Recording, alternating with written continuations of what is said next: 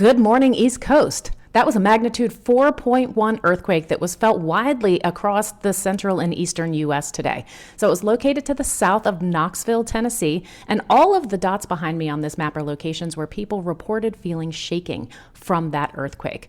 So this earthquake occurred in an area where there's a lot of known seismicity. You can see it up here. It's called the Eastern Tennessee Seismic Zone or the Southern Appalachian Seismic Zone. And it runs from West Virginia down to about northern middle Alabama. So there's lots of seismicity in that area, but usually the earthquakes aren't felt. Once or twice a year, though, you get an earthquake like this one that is felt over a broad area. Why are earthquakes here felt across such a wide area, even though they are relatively small? It has to do with the properties of the crust. So on the West Coast, the rocks are all broken and fractured because that's the active plate boundary. That's where the Pacific and North American plates are grinding past each other.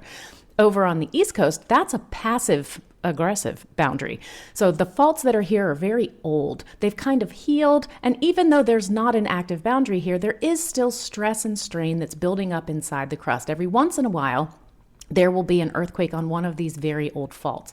And when there is an earthquake, because the properties of the rocks on the East Coast and in the Midwest are what they are, which is old, cold, and dense, and covered with lots and lots of sediment from the erosion of the Appalachian Mountains and the Ozarks through time, the earthquake waves can travel really, really well on the East Coast and in the Midwest, which means that they're felt over a much broader distance than similarly sized earthquakes on the West Coast. So about a 10 times broader distance.